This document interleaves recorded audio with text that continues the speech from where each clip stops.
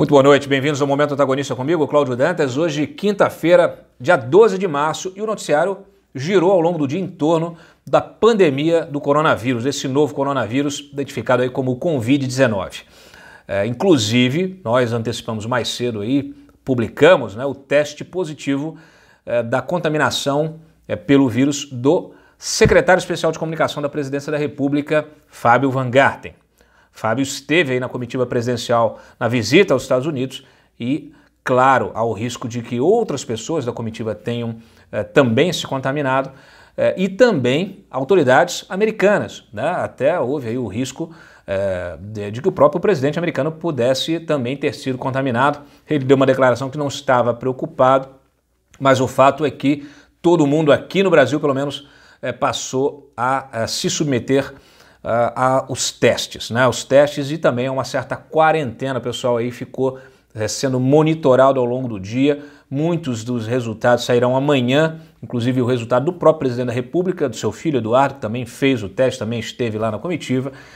Então aí está toda uma expectativa em relação ao que pode ter acontecido, se o presidente se contaminou ou não com esse coronavírus. Ele gravou há pouco uma live, a sua live das quintas-feiras, de máscara, porque de fato é uma situação muito difícil, muito complicada, muito sensível, e por isso também fez um pronunciamento agora em cadeia nacional, desconvocando as mobilizações, as manifestações aí previstas para o dia 15. Então, o convite em função do coronavírus, desse novo coronavírus, o presidente da República pediu para que não ocorram os protestos que estavam marcados aí para o dia 15. Nós já havíamos também mencionado na live isso, e alguns aliados do governo que já estavam se manifestando nas redes sociais, alguns movimentos também já vinham se manifestando em relação à gravidade da situação, porque de fato o coronavírus chegou ao Brasil. A gente tinha aí uma situação de contaminação ainda lenta, mas o próprio ministro da Saúde ontem deu declarações, ontem houve uma reunião de emergência à noite e se discutiu muito isso, o risco de que nos próximos dias essa disseminação do vírus por aqui, ela alcance aí uma progressão geométrica, como aconteceu com outros países. A Itália sofreu muito com isso, mais de 1.000 mortos na Itália, não é brincadeira, e agora também a França. A França parece que é o segundo país aí, depois da Itália, a sofrer de forma aí pesada com as consequências desse vírus. Isso sem falar dos mercados financeiros, bolsas caindo na Ásia, na Europa, nos Estados Unidos, aqui no Brasil. Hoje tivemos duas vezes a decretação do circuit breaker, que você suspende as operações da bolsa, e quase tivemos uma terceira. Então o índice Bovespa aí realmente caiu em função não só de todas as consequências políticas, mas também econômicas do coronavírus, não só no Brasil, como também no exterior. Ontem, já no final da noite, eu já tinha gravado aqui, então não consegui comentar isso, mas posso comentar hoje. Ontem, no final da noite, o próprio Donald Trump determinou a suspensão dos voos da Europa para os Estados Unidos. Tem gente querendo fazer a mesma coisa aqui no Brasil. O fato é que, claro, o impacto econômico disso é enorme, avassalador. Então muita coisa, até o próprio Fed, o Banco Central americano, já anunciou algumas medidas de socorro ao mercado, socorro aos bancos, vai liberar aí pelo menos 500 bilhões para esse socorro. Nós não temos essa grana aqui, nós não temos esse dinheiro, então o governo brasileiro está propondo algumas medidas vamos dizer, de estímulo econômico. Eu publiquei mais cedo em primeira mão justamente que o ministro Paulo Guedes havia sugerido ao presidente da República, juntou sua equipe e fez um diagnóstico, determinou a criação de um comitê de monitoramento dos efeitos econômicos do coronavírus e propondo ali várias medidas, algumas emergenciais, outras já para serem apresentadas a médio e longo prazo, inclusive para estímulo aí, liberando linhas de crédito, coisas que possam estimular a atividade econômica no Brasil. Agora, no fim, já no meio aqui da noite, o próprio Ministério da Economia lançou uma nota oficial antecipando aí essas primeiras medidas, Então, são 5. Antecipar para abril o pagamento de 23 bilhões referentes à parcela de 50% do 13º salário dos aposentados e pensionistas do INSS. Suspender a prova de vida dos beneficiários do INSS por 120 dias. Propor ao Conselho Nacional da Previdência Social a redução do teto dos juros do empréstimo consignado em favor dos beneficiários do INSS, bem como a ampliação do prazo máximo das operações e encaminhar também a proposta de ampliação da margem do consignável. Definir junto ao Ministério da Saúde lista de produtos médicos e hospitalares importados que terão preferência tarifária para garantir o abastecimento e priorizar o desembaraço aduaneiro de produtos médicos hospitalares que estarão nesta lista, tá? Então, amanhã será publicada uma instrução normativa elaborada em coordenação com o Ministério da Saúde com recomendações relacionadas ao funcionamento do Serviço Público Federal. Essas são as medidas emergenciais que, óbvio, estão aqui buscando o público-alvo, o público mais sensível, o público, vamos dizer assim, a parcela da sociedade que está sofrendo mais com o coronavírus, que são os idosos. Então aqui os aposentados, pessoal do INSS de baixa renda que precisa de um apoio realmente aí nesta situação. Outras medidas virão, medidas de amplo espectro, que possam também estimular a atividade econômica e tentar equilibrar o jogo, né? Porque de fato, olha, para vocês terem uma ideia, o Ibovespa voltou a níveis de junho de 2018, fechamento aí de 87.800 pontos, tá? Nós também tivemos o fechamento dos mercados aqui, o dólar chegou a bater 5%, abriu o pregão, o dólar foi lá em cima, 5% não, perdão, R$5, o dólar foi, a cotação bateu logo de cara no início do pregão, o dólar foi a R$5. E ao longo do dia o Banco Central teve de fazer algumas intervenções e conseguiu aí que a moeda recuasse e a cotação fechasse a R$4,78, tá? Uma situação aí de fato bastante complicada. O Banco Central anunciou dois leilões, um de 1,25 bilhão, tá? Do qual ele vendeu apenas 332 milhões, e outro de até 1 bilhão. Então realmente situação aí acumulada, a alta acumulada do dólar é de 19,26%. Isso sem falar na queda, né, das ações das estatais, várias empresas que cotam na bolsa, Petrobras, Vale, todas aí despencando, né? O mercado inteiro despencando.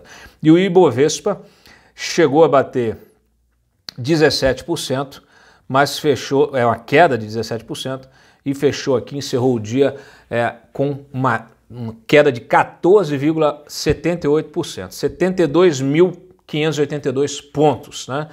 Então realmente aí, como eu disse, o patamar mais baixo desde 28 de junho de 2018. Só corrigindo o número que eu acabei de dar, naquela data, 28 de junho, o índice ficou em 71.766 pontos. O pessoal estava comemorando este ano, lá no final de janeiro, chegou a ultrapassar a barreira dos 100 mil pontos, e agora esse recuo com a queda aí das cotações de todas as grandes empresas que têm aí a sua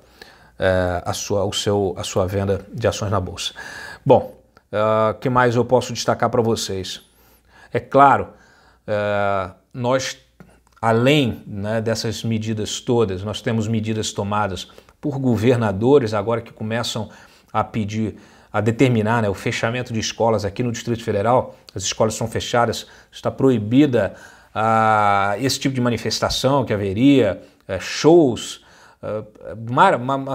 uma série de medidas, perdão, que foram determinadas aí pelo Ibanez. Ontem ainda, hoje ele lançou um outro decreto, inclusive estipulando que as pessoas fiquem a 1 metro das outras, enfim. É muito difícil, quem usa o transporte público, né, tá aí, tem que ficar mais atento, tomando as medidas de precaução. Inclusive, mais cedo até o Guilherme Boulos, né, que fez ali um tweet dizendo que a Cuba tinha lançado uma vacina que já tinha, vamos dizer assim, salvado não sei quantas vítimas do coronavírus, enfim, falou uma besteira, ele que é filho de infectologista, né? Realmente é irresponsável a atuação dele, é um imbecil de falar o que ele falou. Primeiro que vacina é preventivo, né? Não cura nada. E depois de medicação ainda não existe, né? Não há uma medicação para curar o coronavírus. Então, este novo coronavírus. Então, uma besteira, as pessoas têm que ter responsabilidade, as autoridades, os jornalistas, neste momento, um momento sensível, não dá para circular fake news.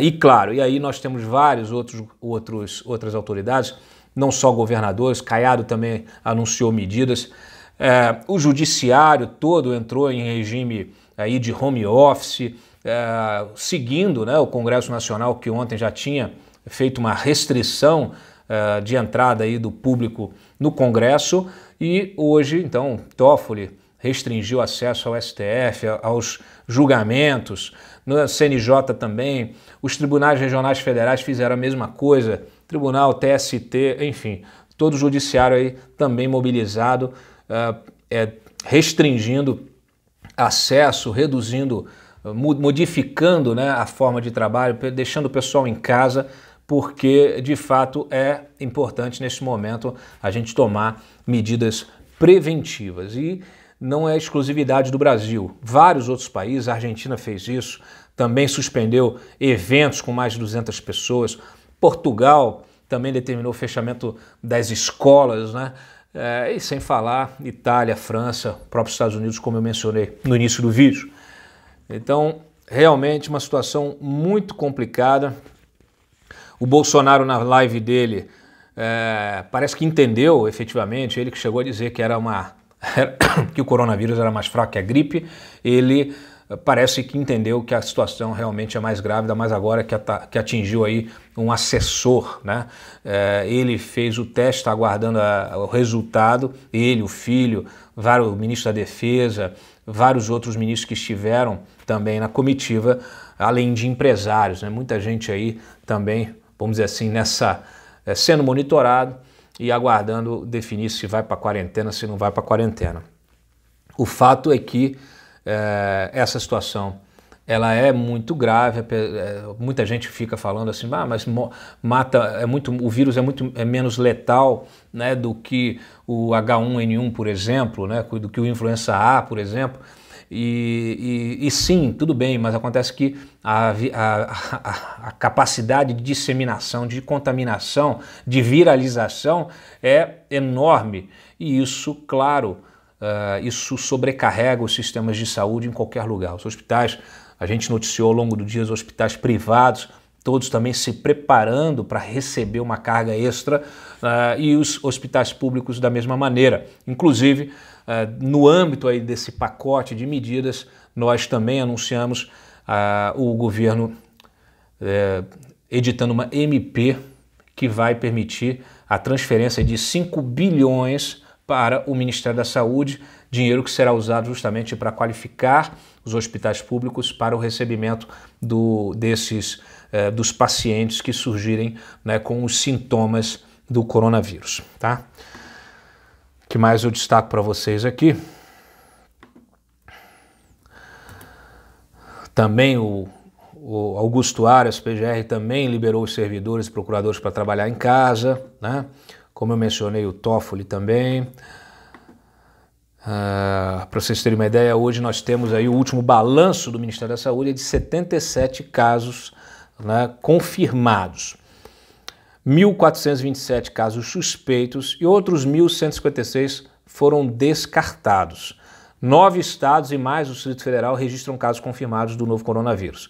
São 41 em São Paulo, 16 no Rio, 6 no Paraná, 4 no Rio Grande do Sul, 2 em Pernambuco, 2 na Bahia, 2 no Distrito Federal, 1 em Alagoas e 1 em Minas Gerais e 1 no Espírito Santo.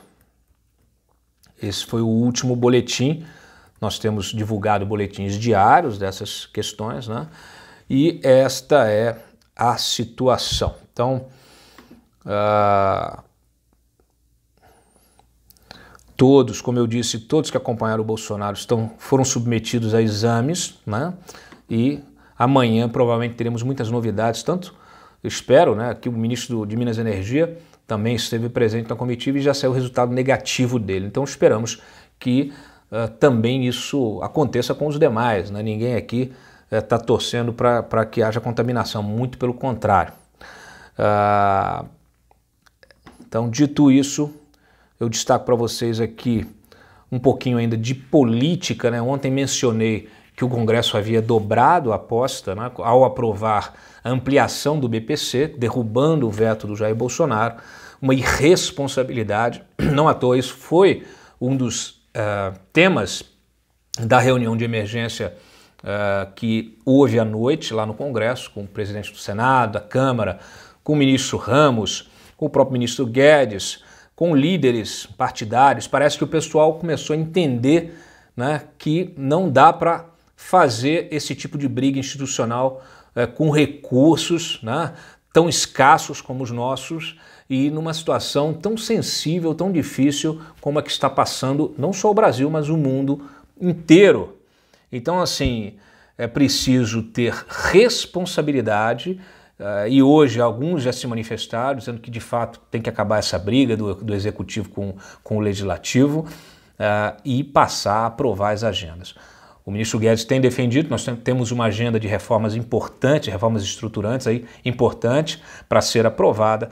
Há também mais de 16 medidas que foram mandadas lá, emergenciais, foram mandadas para o Congresso, o Congresso está sentado em cima dessas medidas, precisa também agilizar isso, e outras medidas emergenciais como essas que eu acabei de anunciar aqui, que precisam, né, da correspondente aí, da atuação correspondente por parte do Congresso Nacional. Não é porque não tem manifestação que o Congresso vai sentir que não precisa fazer o seu trabalho, prestar contas à sociedade e cumprir o seu papel de legislador. É simples, gente, é muito simples. Então, independentemente de brigas institucionais, de declarações tortas do presidente da República, cada deputado, cada senador tem o seu mandato. Foi eleito para cumprir uma missão institucional, para cumprir um papel político também, né? Então eu tenho certeza que todos os eleitores esperam isso e cobram isso e têm o direito, né? E é o dever do parlamentar de fazer o seu trabalho, acima de qualquer briga, de qualquer discussão, de qualquer enfrentamento. O povo não quer, o eleitor não quer briga, o eleitor quer resolver o seu dia a dia, quer resolver o país, quer uma vida melhor. É muito simples, é muito simples. Bom, então nessa discussão toda nós falamos ontem, né, dessa barberagem que foi feita, né, ao aprovar a ampliação do BPC, incluindo aí despesas extras de 20 bilhões só este ano, tá?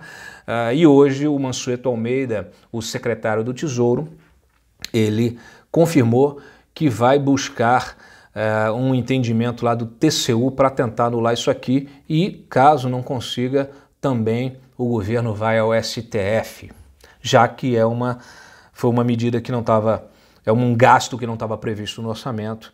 Então isso é uma regra básica, como disse o Mansueto, não se pode executar a despesa por mais meritória que seja, se não houver fonte de recursos. Então, essa é a situação. Encerro aqui com a informação de que o governo vai abrir mais de 5 a 6 mil vagas no Mais Médicos para ajudar no atendimento dos pacientes aí do coronavírus. E é isso, tá? Eu agradeço sempre a audiência de vocês. Não deixem de se inscrever no canal, de compartilhar o nosso vídeo com outros, com amigos, com os inimigos também, né? Para que nossa mensagem, o nosso jornalismo independente chegue a um número maior de pessoas. Não deixe de se inscrever, caso não tenha se inscrito, é de graça. Se inscreva, marque aqui ali no sinalzinho para você receber as notificações também de todos os nossos vídeos. Aliás, tem um vídeo que acabamos de colocar no ar aí também, que fala da gripe espanhola, muito bacana, um vídeo histórico, recomendo aí fortemente que vocês assistam. E eu volto amanhã em mais um Momento Antagonista. Hoje, em função de toda a dificuldade aqui do noticiário, de toda a dinâmica desse noticiário, o Diego Amorim não pôde gravar o Boletim a Mais e eu também não, mas amanhã a gente já restabelece, já corrige essa falha para que vocês não fiquem em falta com o nosso jornalismo. E em breve teremos novidades, programas ao vivo e muita coisa boa para que vocês fiquem cada vez mais informados para poder formar a sua própria opinião. Um abraço e até amanhã.